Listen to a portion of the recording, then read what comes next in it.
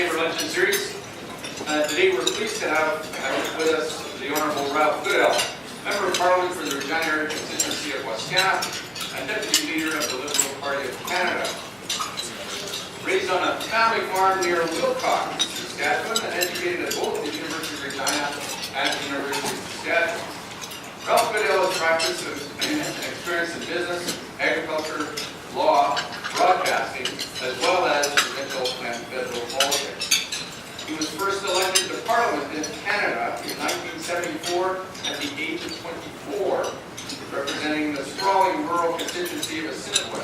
In the 1980s, he served as leader of the provincial Liberal Party and was elected to the Saskatchewan Legislative Assembly in 1986.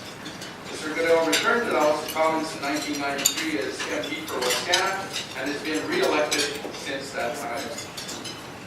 While in control of Parliament, he served as a federal cabinet as Minister of Agriculture, Minister of Natural Resources, Leader of the Government of the House of Commons, Minister of Public Works, and finally, Minister of Finance. Mr. Goodale holds many distinctions, one of which is being selected by his peers as Canada's first ever Parliamentarian of the Year in 2006. Ralph Goodale and his spouse Pamela make their home with the rest of us here at Regina. And please give a warm Regina welcome to the Honourable Ralph Goodale.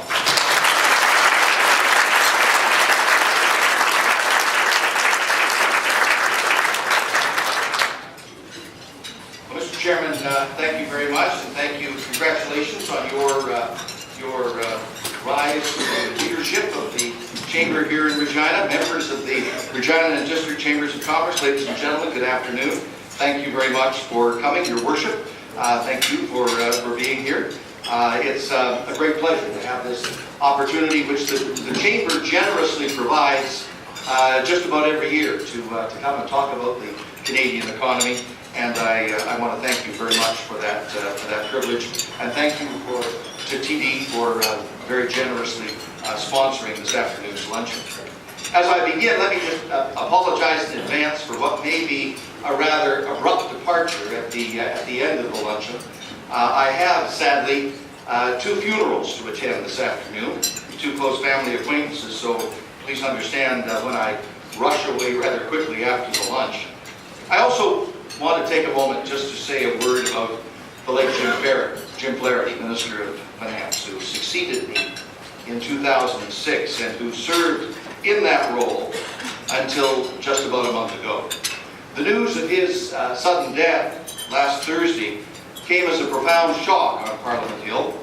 We had all hoped that his health was actually improving and that he would be able to enjoy a happy retirement after serving 8 years in the white-hot crucible that is the daily duty of the Minister of Finance. But sadly, that was not to be.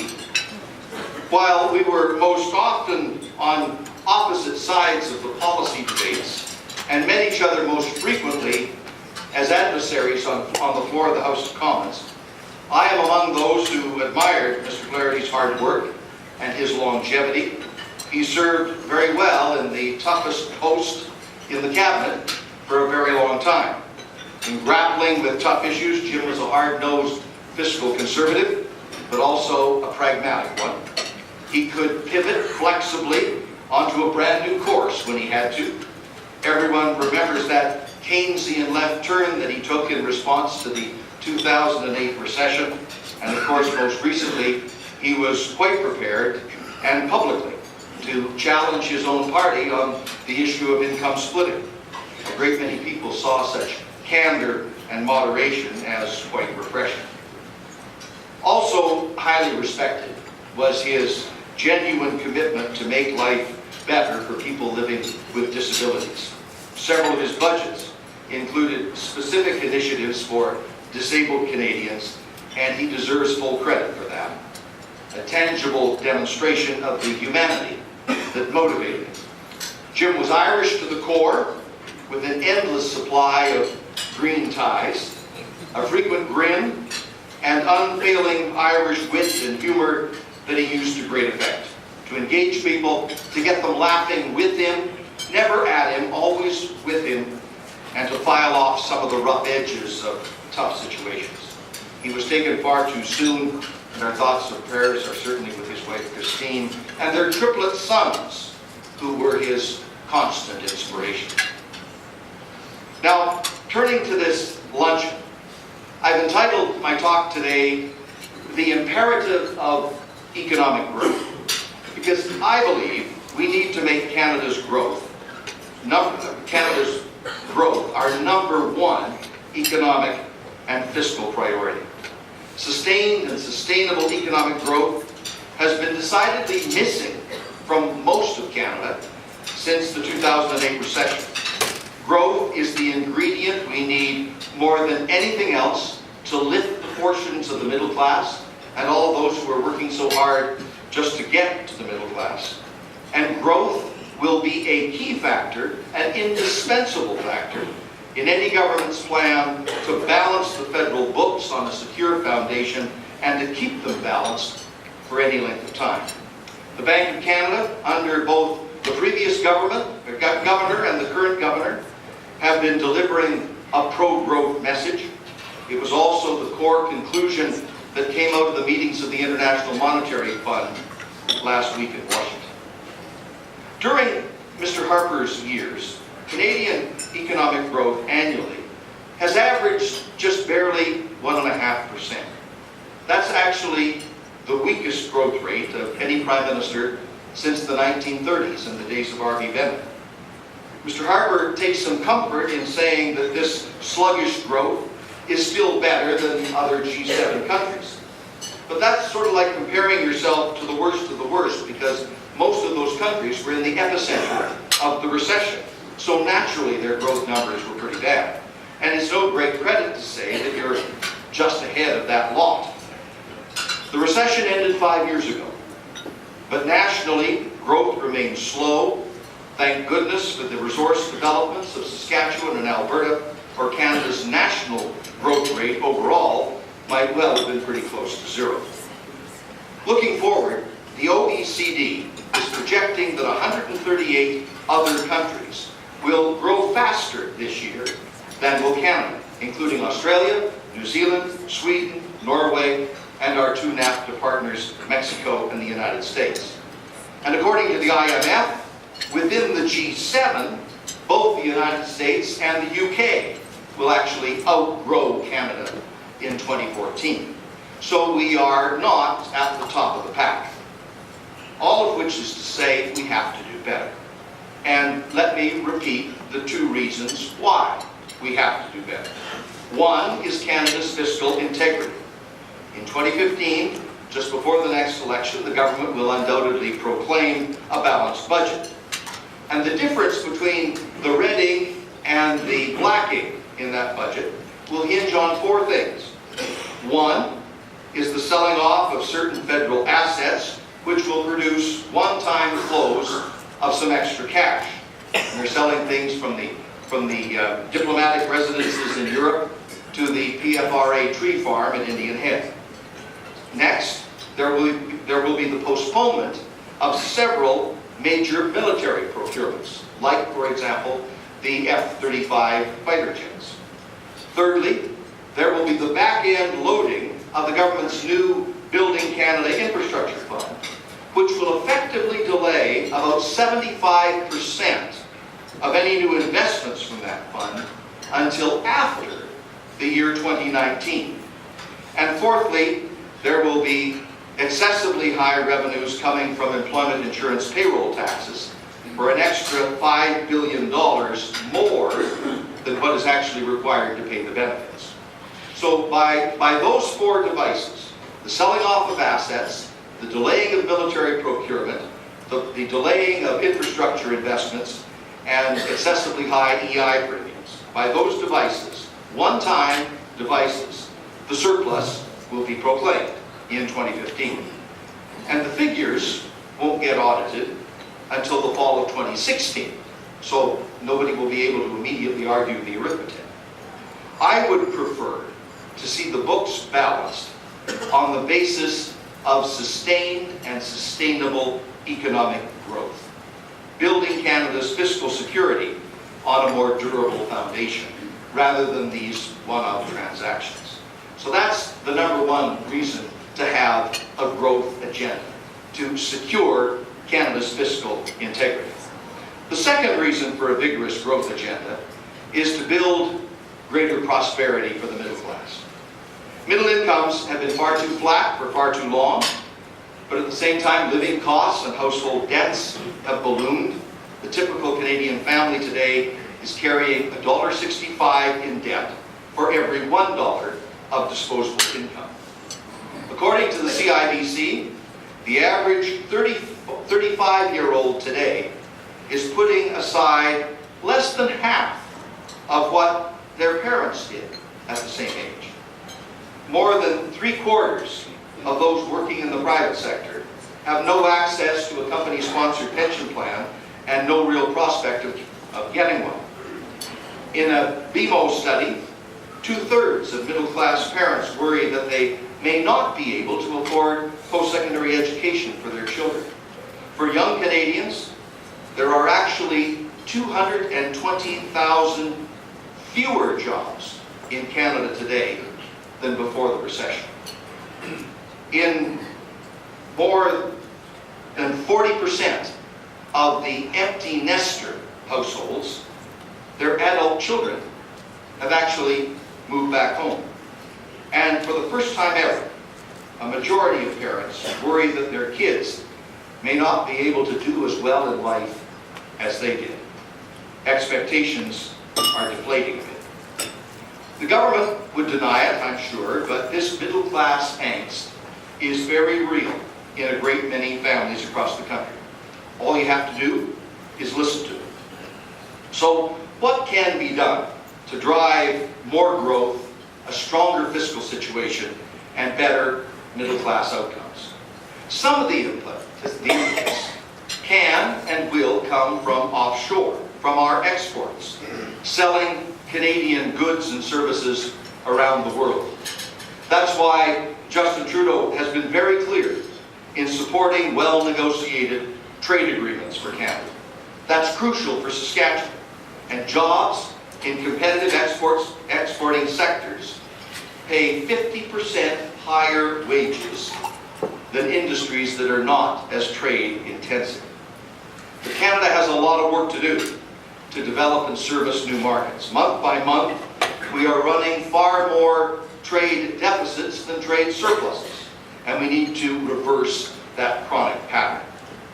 Domestically, our growth drivers are less than robust. Further consumer spending is limited by that overburden of consumer debt, while businesses, lacking sufficient confidence to take on new risks right now, are sitting on their cash reserves instead of putting them into expansions or training or new technology. Mr. Harper makes the argument that the best thing he can do, indeed the only thing he should do, is to keep on cutting the size of government, particularly the Government of Canada, to make it as small and basically as irrelevant as possible. With the greatest of respect, I beg to differ with that. You cannot hack and slash your way to economic growth. Austerity, driven by ideology, is no guarantee of prosperity. Yes, Canada needs, it must have, strong, disciplined management. You have to be prudent. You cannot afford waste, like $500 million in self-serving, tax-paid government advertising. But you also need investment in smart underpinnings of future growth. So what might that be? Well, here are a few suggestions. Number one, strategic tax reductions aimed explicitly at jobs and growth. And I would start by rolling back some of those excessive EI payroll taxes. Mr. Harper has increased EI premiums every year since 2011. He took an extra $600 million the first year, an extra $1.2 billion the second year, and then another $1.8 billion last year. That's a grand total of $3.6 billion in new job-killing payroll taxes. And now, premiums are frozen at that artificially high level. It's a totally unnecessary tax grant. Some of that should be rolled back immediately to encourage more businesses to create more jobs. And it works. Our previous Liberal government between 1994 and 2006 cut EI premiums every year for 12 consecutive years. And in the process, we helped to generate more than 3.5 million net new Canadian jobs. On another front, for startup enterprises and those with limited cash flows, I would propose a new refundable accelerated capital cost allowance to trigger timely investments in growth and innovation. We also need to remodel Canada's tax credits, particularly those that are designed for families. We need to inject into those tax credits the critical element of fairness. For some inexplicable reason, the government has designed a number of its tax credits for families in such a way that lower income families cannot benefit.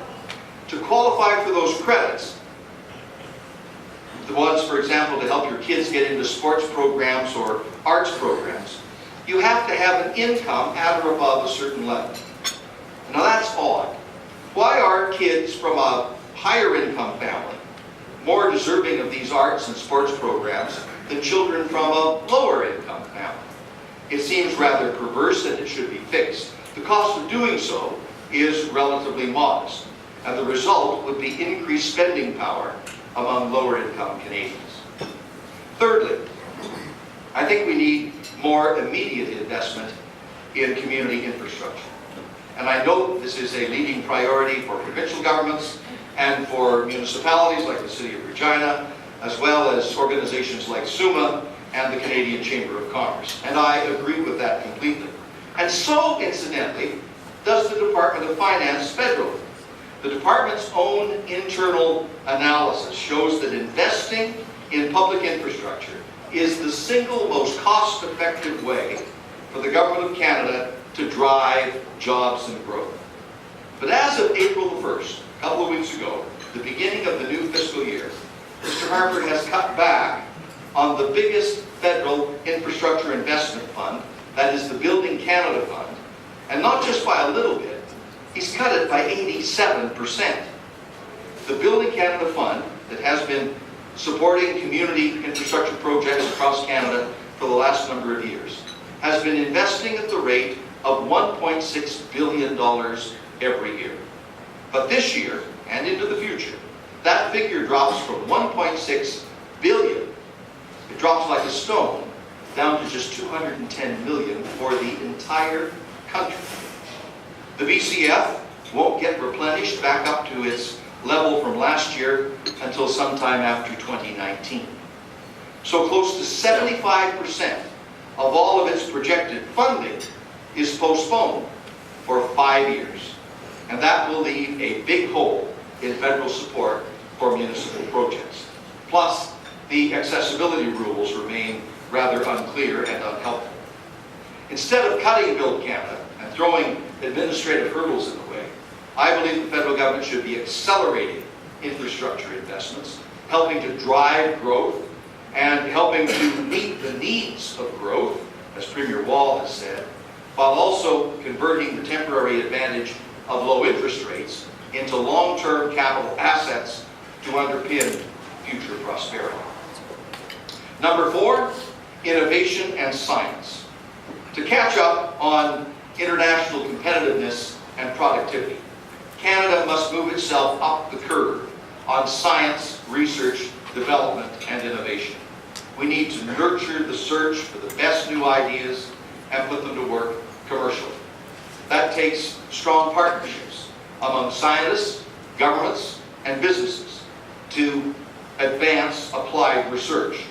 But it also means better support for curiosity-based pure science, too, which is presently, in my judgment, getting shortchanged. A crucial innovation priority needs to be that vital intersection between energy, the economy, and the environment. We want to get our valuable hydrocarbons cleaner. We need the best brain power to get us there, along with more renewable and alternative fuels of the greatest possible energy efficiency and conservation. This is all part of building the consensus, the intelligent, knowledge-based consensus, and the social license that is necessary to maximize our resource development potential.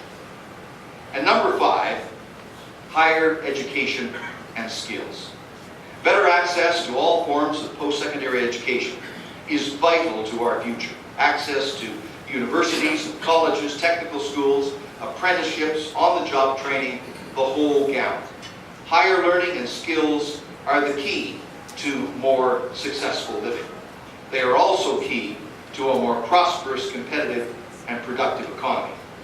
Canada's overall PSE attainment rate today is about 50%, and that's pretty good. Half of us have completed some form of post-secondary training. But for the future, of all the new jobs that are going to be created in Canada over the next 10 years or so, some 70%, not 50%, 70% will require post-secondary qualifications. So the challenge is clear. Canada needs to boost the proportion of our population with higher skills and learning from 50% where we're at today to 70% within the next decade. Nothing would be more advantageous to the middle class than that. So I think we should set a goal. By the time we celebrate Canada's 150th birthday in 2017, let's make Canadians the best educated people on the face of the earth.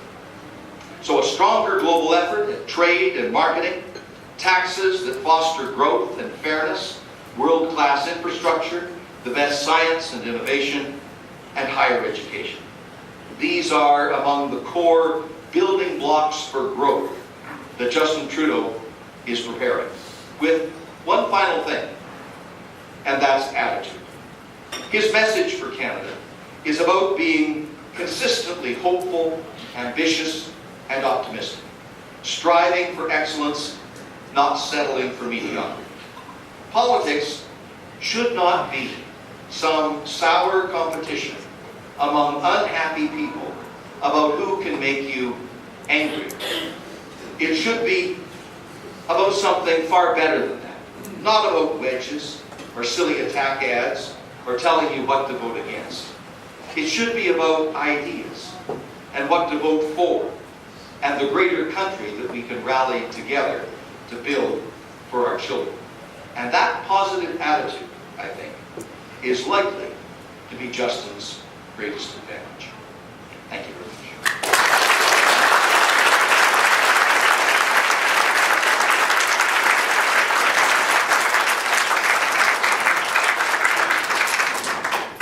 Thank you very much, Mr. Goodale. I've got one question. I bet you it's not signed, but I almost can guarantee I know where this came from.